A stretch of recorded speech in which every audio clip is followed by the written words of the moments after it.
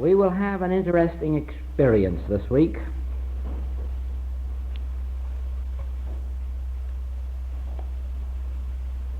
So first of all, let me bid you welcome to our first 1958 Infinite Way class in New York.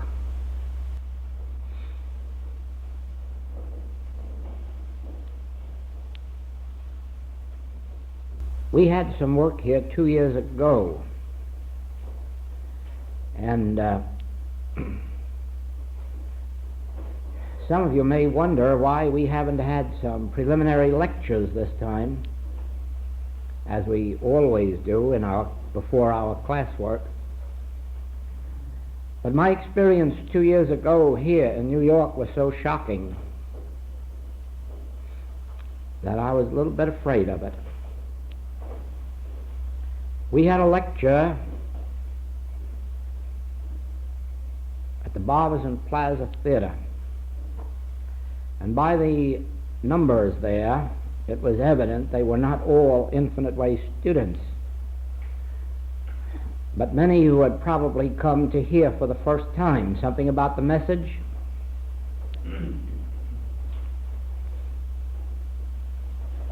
And instead of giving them a nice little dish of ice cream souffle or something, out of my mouth came a message that I had never heard before, a revelation I had never received, and a shocking one. I went home that night to the hotel. I sat up all night praying that no one in that room understood it. And I must have been successful, because the next day everyone came smiling to me saying, "Oh, how very nice that lecture was last night." And I knew by that they hadn't understood it. They wouldn't have come smiling had they understood it. They would have been shocked, as I was, as I still am. This is 2 years later, and it still isn't in book form. But it will be. It will be at the right time. Meanwhile, we've had 2 years of gradually unfolding that message that came that night. 2 years of getting used to its shock. 2 years of putting it in language that, when it does reach book form, will not be quite as shocking as it was that night. The nature of revelation is always something shocking. The reason is that revelation always destroys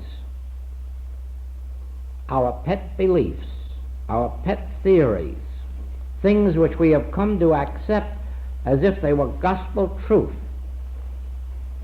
When the revelation came that this earth wasn't square, it was round, it was so shocking that those who brought forth that revelation spent the rest of their days in prison. And then the man that sailed around the waters of the earth and proved that the earth was round, he spent the rest of his days in prison too, for daring to prove that what everybody believed was wrong. All revelation comes as a shock.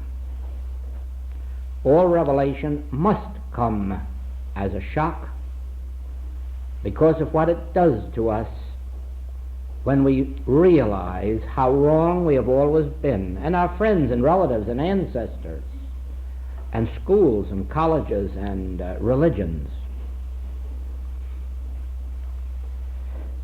And so there came an experience to me about 1934.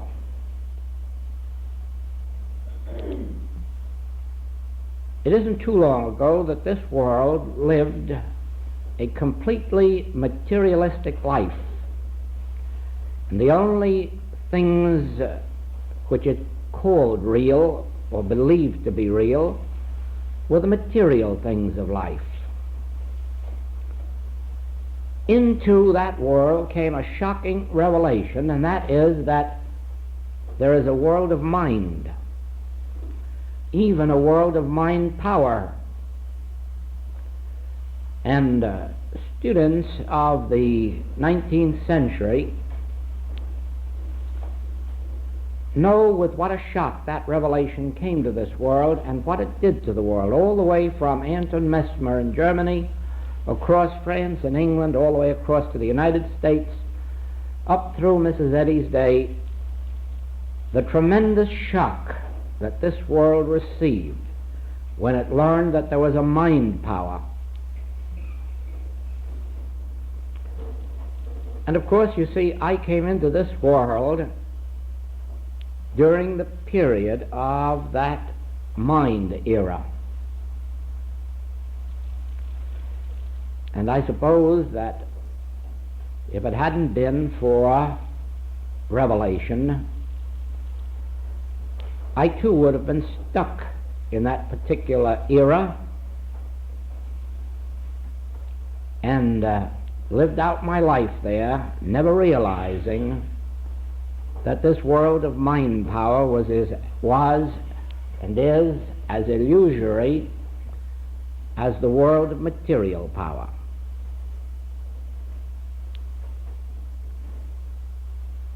In 1934, sitting at my desk, a message came into me from out of the nowhere that thought isn't power. And you know, that was a very bad time to receive a message like that, for that was the very era of the tremendous belief that thought is power. Not only that, but now we were commencing to believe that thought was the real power and the only power. And here comes this unfoldment. Call it what you will. Thought is not power. Well, this was as upsetting to me as the revelation that the earth is round must have been to those entrenched in the old beliefs of a four-cornered world. And inside I churned. Inside I was disturbed. Inside a revolution went on. Thought isn't power.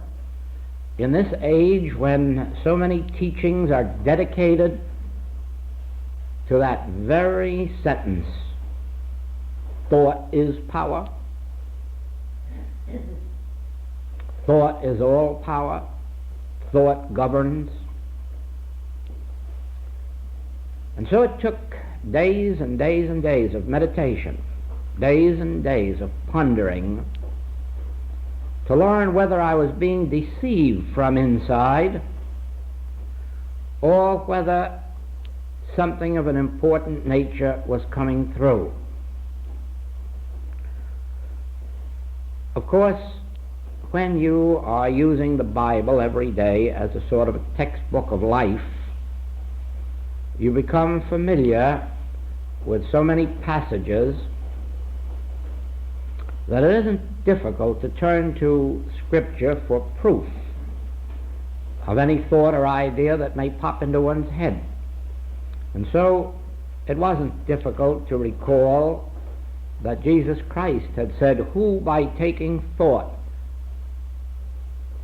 could add to a statue 1 cubit? Who by taking thought could make a white hair black?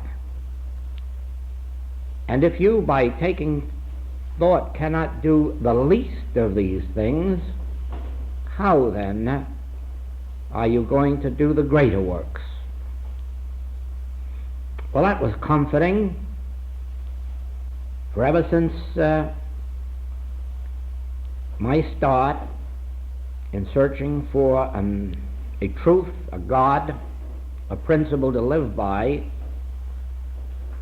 Jesus Christ has been something of a teacher, but more even than a teacher, a close personal friend and guide.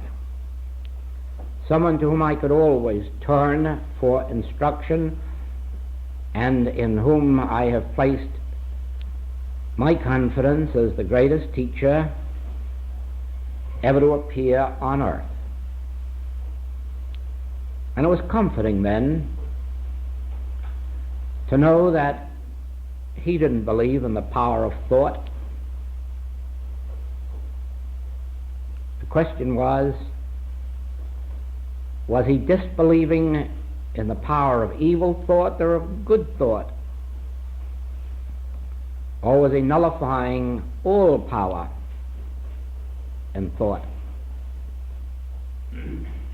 And so for quite a while, this inner experience continued until it became as clear to me that thought is not power, as it has been ever since, and that is many years in which I've had the opportunity to prove that thought is not power. But there was still a question, a tremendous question, because we have made mind synonymous with God. And here you have really and truly a mystery, for if mind is God, thought must be power.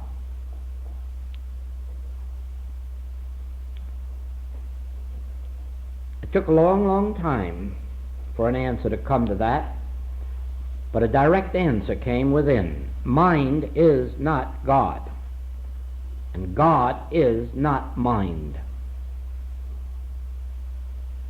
Well, there, of course, I began to come in conflict with a great part of the world in which I was moving.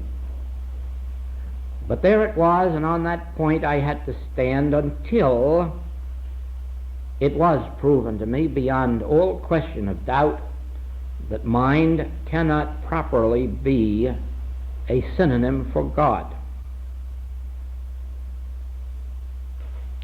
To begin with, there can only be one of anything.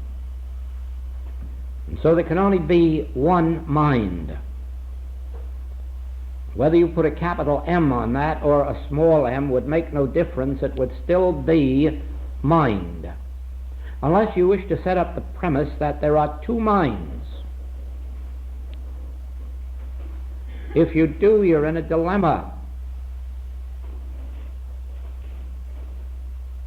You'd have to have two loves and two spirits and two souls and two substances. And you can't do that. And you learn that mind is not God. It is a faculty given to man, a faculty of awareness, an avenue of awareness. It is not creative, it is not power.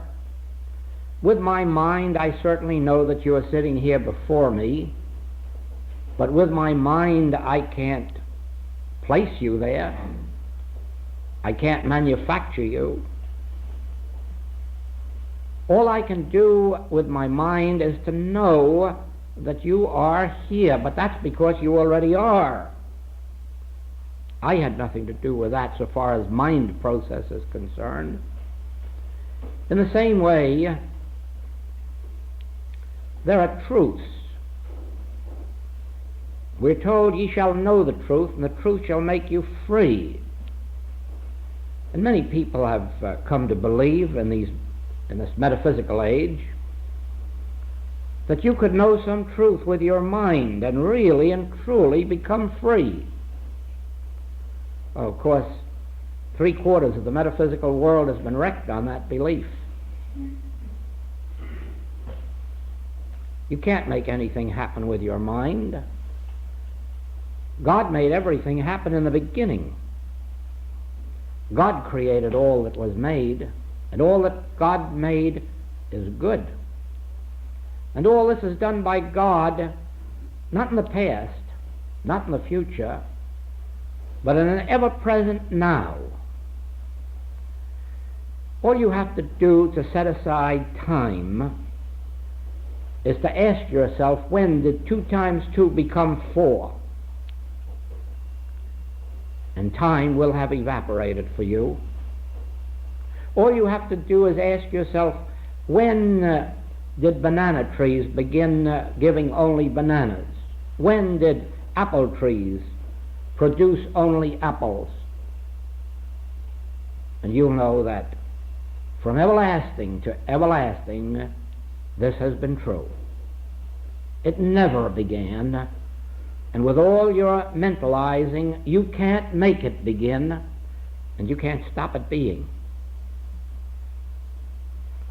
God in the beginning, and not in the beginning of time. There is no beginning of time.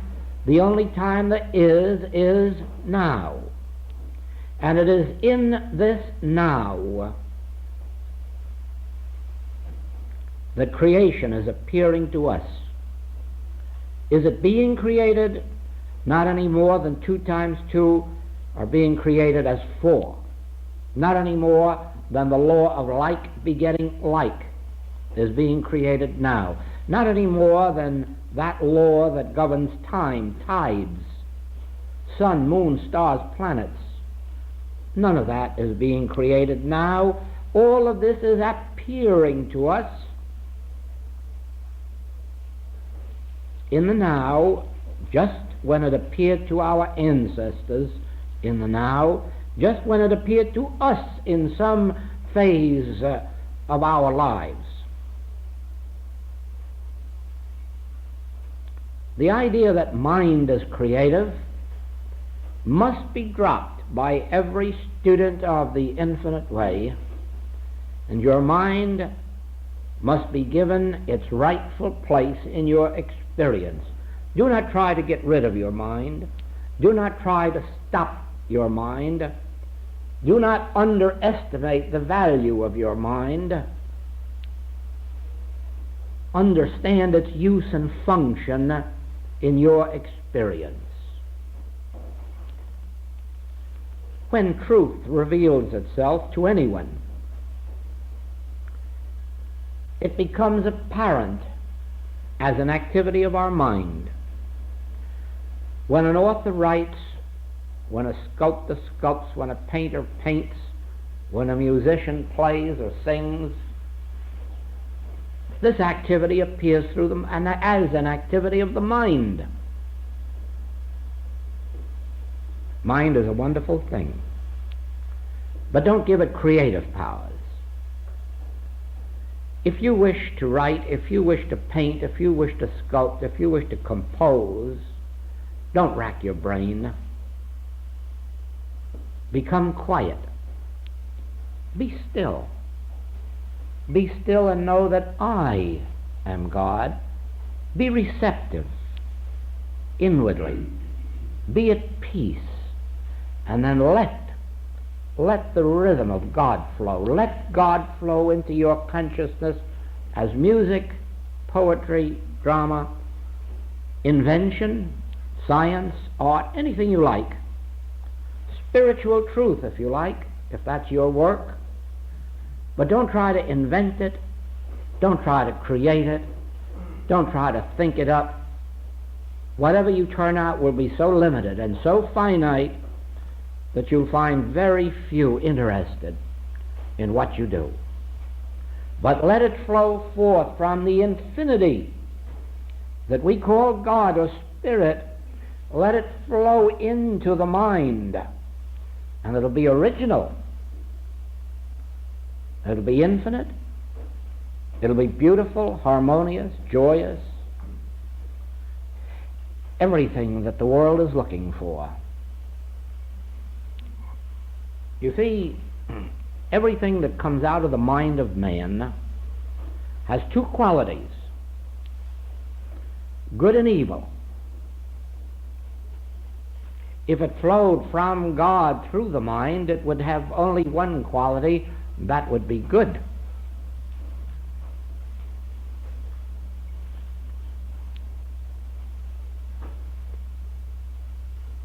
Probably no greater day ever dawned for mankind than yesterday. Yesterday, the 2nd of May, 1958. It can go down in history as the date of man's greatest opportunity, as a never-to-be-forgotten date. Why? Well, you know, ever since the days of bows and arrows, men have been trying to create greater and greater forces and powers. And they brought forth everything from spears and bows and arrows up to atomic bombs and hydrogen bombs. They're almost at the zenith of material power. And had that vote in the United Nations yesterday gone differently than it did, mankind would have been thrown back 1,000 years in his development. Because instead of facing the issue before him, he would have sat back and rested in the safety and security of promises of nations. And he would have rested in them. And he would have been satisfied. We are not going to use the bomb, and our enemy isn't going to use the bomb. They both said so in the United Nations. Of course, you've witnessed those promises before, haven't you? The scraps of paper that have been torn up so many times in your lifetime and mine. And yet the world really would have gone on satisfied today. It has another scrap of paper. Instead of which, today every man and woman in this world is faced with a question.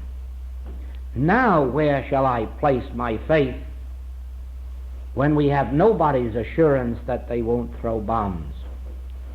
Now where shall I place my faith when I've been put on the alert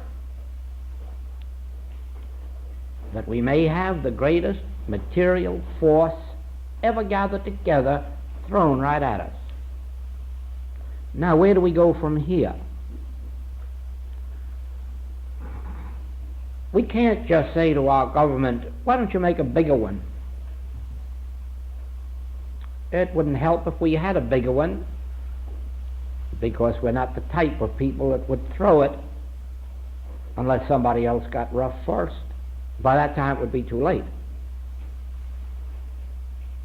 Now we are in the position where, as a nation, we cannot rely on material force or power.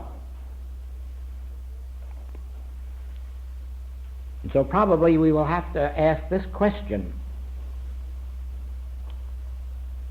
Do all these people who have been studying all of the mental sciences, the psychologists, the psychiatrists, the metaphysicians, do they have a mind power now, a mental power, or the right kind of a thought that we can hold? What kind of thought are we going to hold now that has power? What are we going to do with our mind? Oh, well, if our mind is God, we have nothing to fear. Yes, but who really and truly believes that our mind is God? If we believed it, we'd have nothing left to fear. Because with our mind being God, who can lift their finger against us? With that realization, the whole mental creation falls to earth. For nobody, anywhere, anytime, can believe that because we have put a capital M on mind, we're now safe from anything, anytime, anywhere. No, now we have to go beyond mind. And the question arises, is there a place to go beyond mind? Is there a place to go where bombs are nullified? Is there a place to go where matter isn't power, where thought isn't power, where safety, security, and peace can be absolutely guaranteed? Oh, of course there is. Isn't anyone in this room who hasn't been studying truth long enough to know that there is? God is a fortress and a high tower. God is an abiding place. In Him we live and move and have our being. God is a spirit, and His power is spiritual. And how is that power made manifest on earth? How is the power of God brought into human experience? We turn to the Bible again. God is not in the whirlwind. God is not in the volcano. God is not in matter. God is not in material force. God is not in material power. Where is He? The still small voice. All the power of the Godhead is in the still small voice. You need nothing beyond that. You need not concern yourself with bombs or protection against bombs. You need not concern yourself about depressions. You need not concern yourself about recessions. One thing only: the ability to be still and know that God is closer to you than breathing and nearer than hands and feet, and God manifests Himself, expresses Himself through the still small voice within you. It is true that 1,000 may fall at your left hand and 10,000 may fall at your right hand.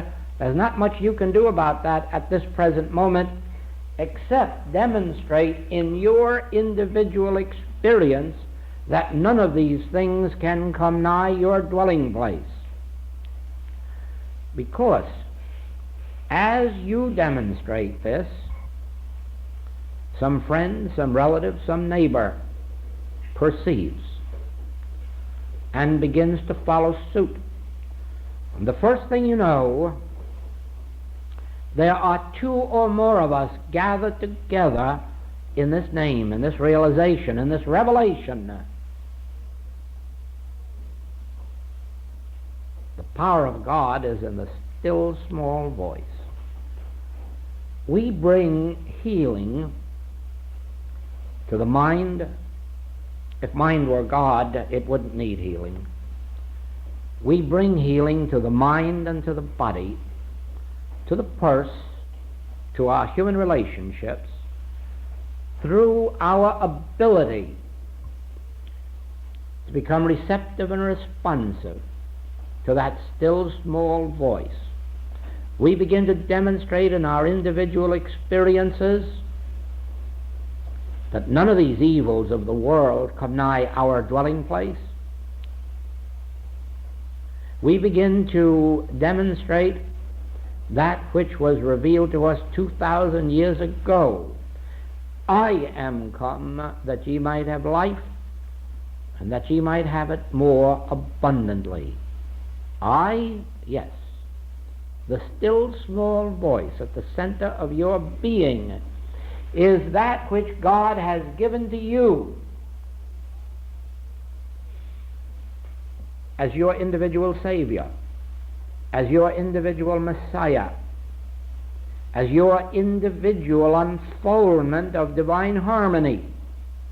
When you become receptive and responsive to the still small voice within your own being, you can walk this earth in peace, in safety, in security, in abundance. Now, just think what has happened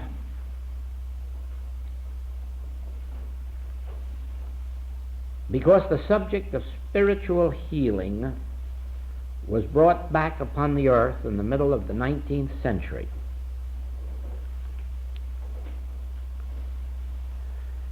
It came, too, to have its birth in a manger. It was not received in high places. It was not respected. A place had to be built for it in the consciousness of mankind. And I think that it was a fortunate thing that it came into the world through a woman like Mrs. Eddy, gifted with the vision to set a protection around it, so that as time went on, spiritual healing has come to be respected, and people who indulge and engage in spiritual healing have come to be respected and honored in their communities in all of the world. That could only be done because every avenue of protection and integrity was thrown around the message, to such an extent that to this day now, the entire world is opening itself to the subject of spiritual healing. The entire world is. That which came into this world an outlaw, illegitimate offspring, if you wish, is now honored and respected and sought after. And the day is coming when spiritual healing will be in every church on the face of the globe. In your day and mine, it will be in half the churches, and it won't be too long till every church finds a way to open itself to the subject of spiritual healing. What is the value to the world of spiritual healing? As such, very little. Because whether we get healed of a headache with an aspirin tablet for 5 cents or pay $2 for a spiritual treatment doesn't really matter too much. In both cases, the result is the same. The headache has been healed. But spiritual healing has deeper significance than that. And even if you knew you could be healed for 5 cents, take my word for it, if you can be healed for $5, take that. Because in the spiritual treatment, your soul faculties are touched and aroused and awakened. And then ultimately you learn what I'm saying to you now. There is a spiritual power, and bombs can't touch it. Depressions can't reach it. Flames can't burn it. Water can't drown it. It isn't only Christianity that knows that. The Bhagavad Gita of India tells you the same in the same words. All Scripture reveals that there is a transcendental presence which, when it encompasses your being, when you embrace it, when it reaches your heart center, it sets you apart from the world. And then the germs that lay low the world with grippe and flu and so forth, these do not come nigh your dwelling place. And if they do, it only takes a few hours to see them removed. The alcoholism and the drug addiction and the juvenile delinquency, these do not come nigh your household. Or if they do, they're quickly dispelled. Because you have found the fourth dimension of life, how to hide yourself in the secret place of the Most High, how to live and move and have your being in an atmosphere of love instead of hate, injustice, inequality. There is such a dimension. That is the whole essence of the message of the infinite way. The secret of life isn't in material force or power. The secret of life isn't in mental powers. The secret of life is in the still small voice. The secret of life is in just such things as, I will never leave thee, nor forsake thee. I, in the midst of thee, am mighty. You see, throughout all ages, the world has been gifted with mystics, great mystics, who have made tremendous contributions to the religious and literary world.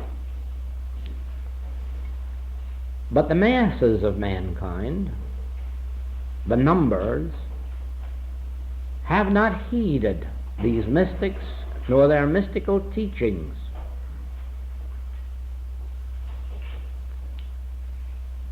The reason is this: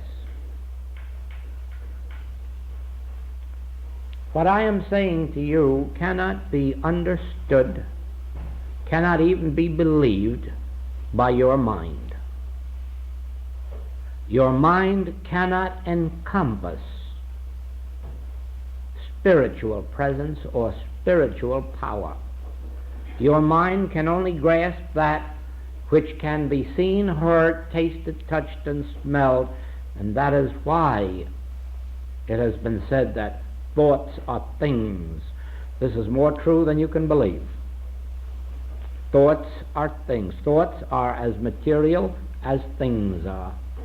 So therefore thoughts can't be God.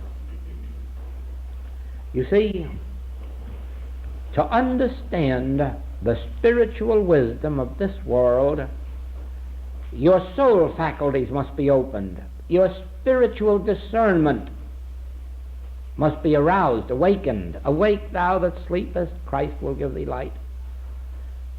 As human beings, we are all asleep.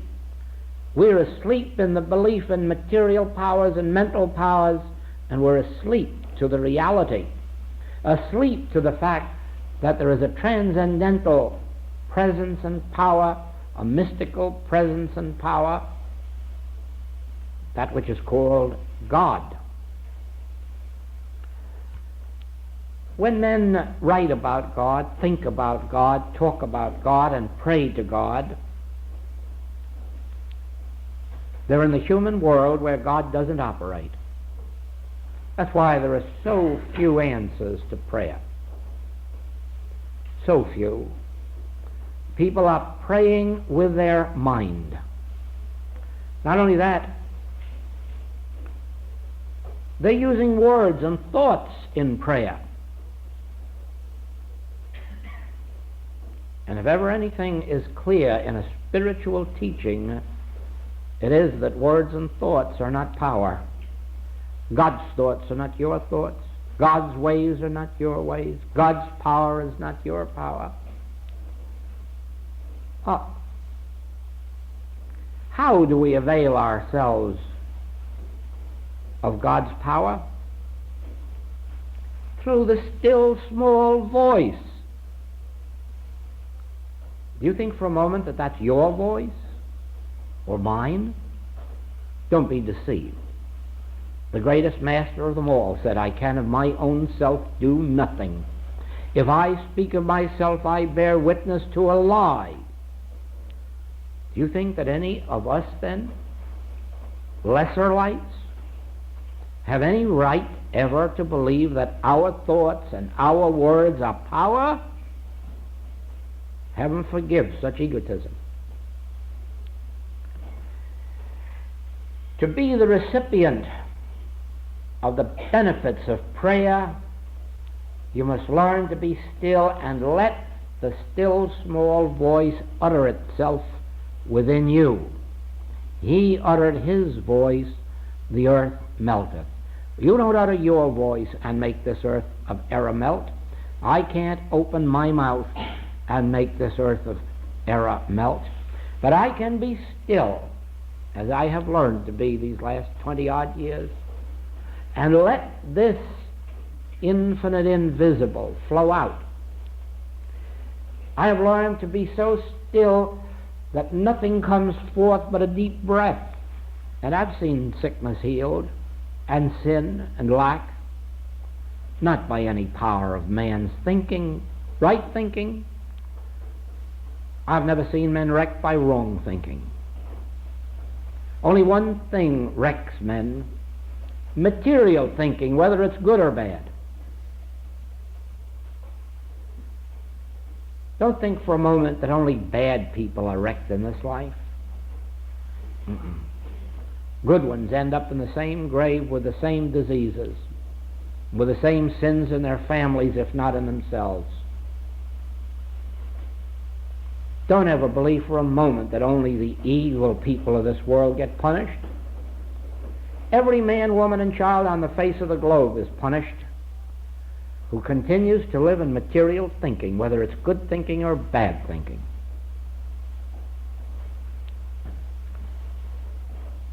Materialism is the sin, and that includes mentalism, for mind and matter is one, thoughts or things.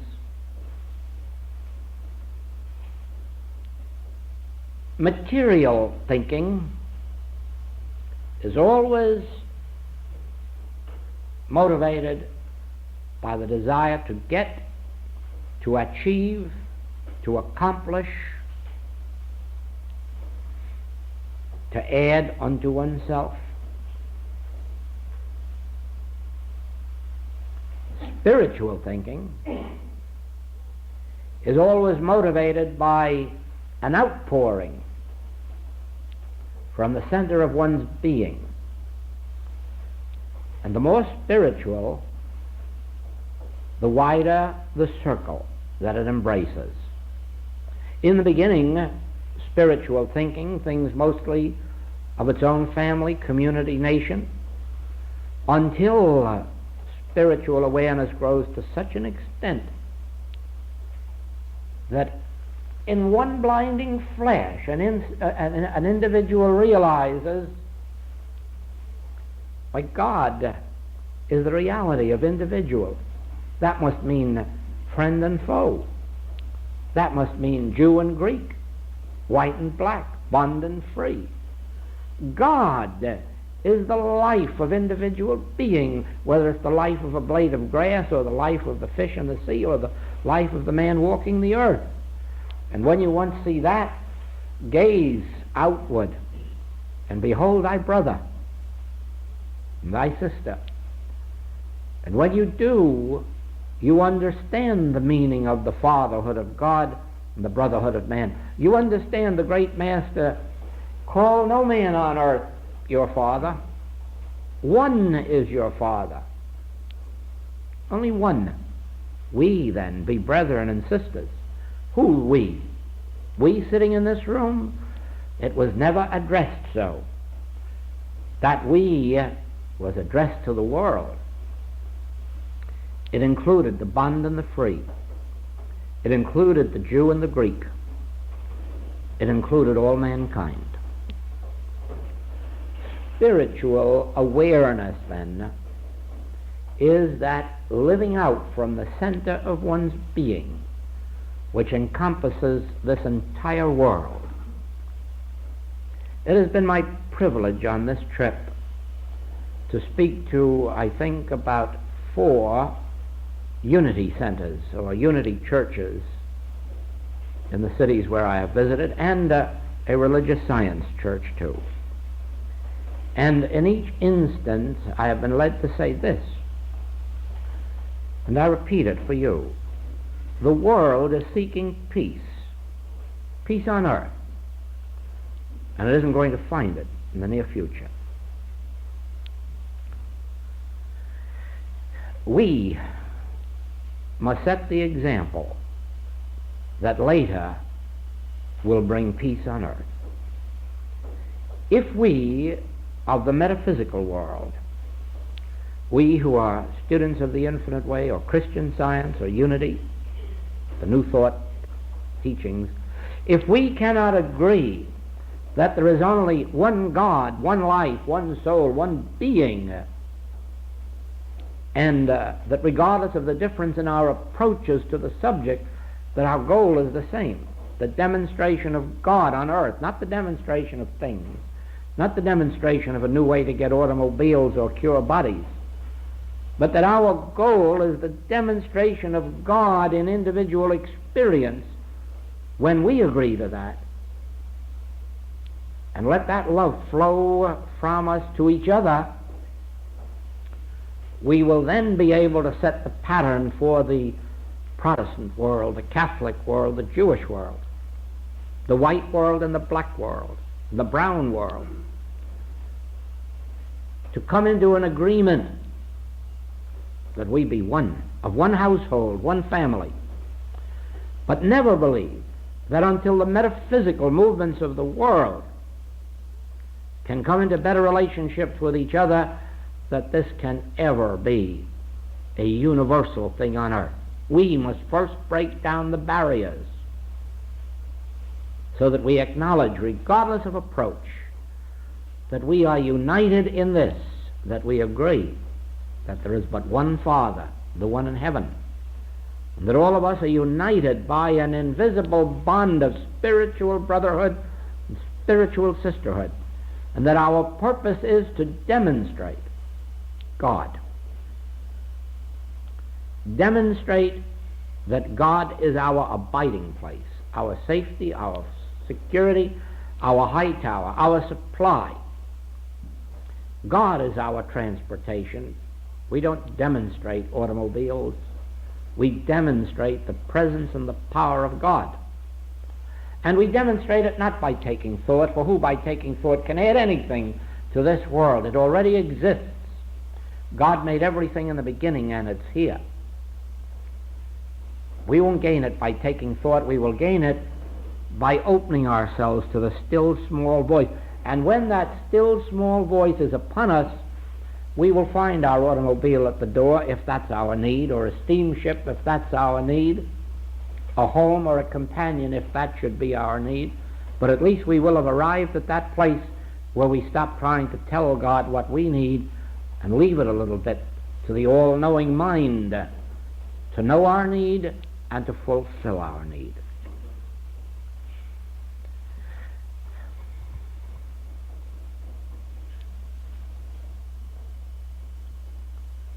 For many years, it has been my hope that I could speak freely on the subject of mysticism. And I had my joy in Chicago last month when we had an entire class on the subject of mysticism. And I know that as we go forward from that point, that it will be possible to carry our students further along that mystical path to where each one comes into the realization not only of his true identity, but of the true identity of all mankind, of all men on the face of the globe, to where a universal love can come through.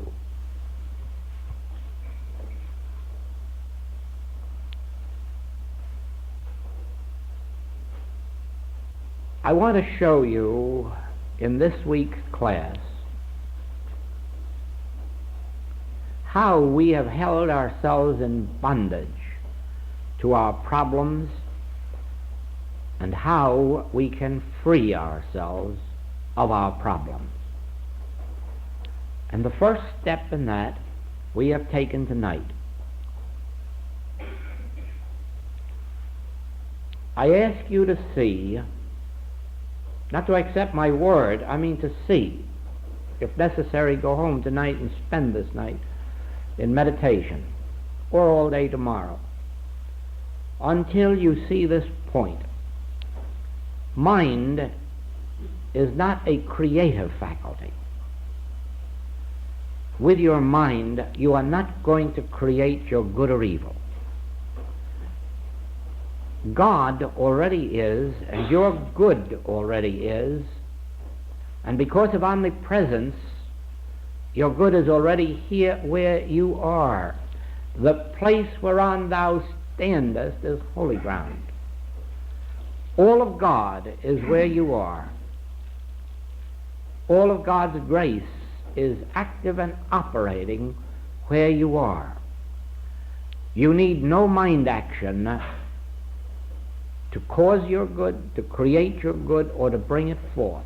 God does all these things. You must be still. You must be still and let God come through. The second step we take is when you realize that your good and your evil of human experience is a creation of your own mind, and that it must be dispelled there, so that you no longer concern yourself with your human good or your human evil, but with the demonstration of your spiritual good, the gifts of God. Now, let us do this together. Close your eyes. Relax. Be as comfortable as you can. There's no mystical reason, no occult reason for any position that you may assume. It is strictly one of comfort. The more comfortably you place your body, the easier it will be to be absent from the body and present with the Lord. That is the only reason for anyone suggesting to you any particular position to sit in when you are meditating, because after a while you will learn that it is totally unimportant whether you are sitting, standing, or standing on your head, whether you're driving a car or whether you're in the battlefront. You can meditate just as well doing one thing as another, or being in any position, lying down, standing up, or upside down. It is only in the beginning where it is more satisfactory to make the body comfortable, that it does not intrude into your thoughts. Now that we are comfortable, let us take either the person who is the most troublesome one in all your life, the one you think you'd like to get rid of, or the one you'd like to improve or change or correct or reform. And if there's no such person, let's take the condition, whether it's lack, sin, or disease. Let us take something that to you is very objectionable, something you'd gladly exchange for a counterfeit nickel.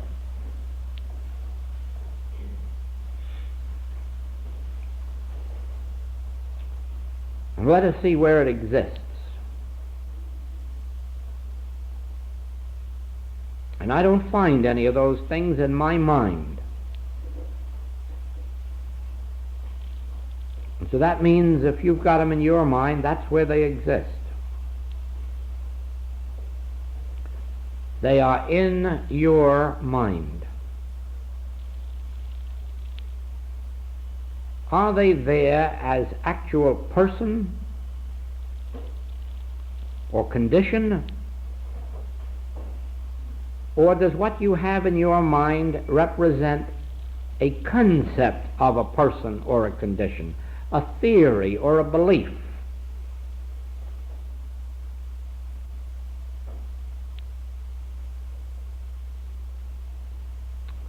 You see, you haven't really got a person or a condition in your mind. What you're holding there is a thought about a person or a condition. What you're holding there is a concept about a person or a condition. So let us understand this clearly.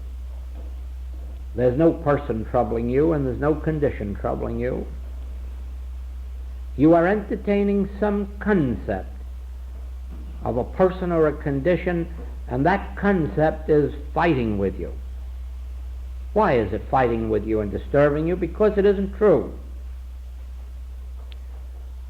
It isn't true.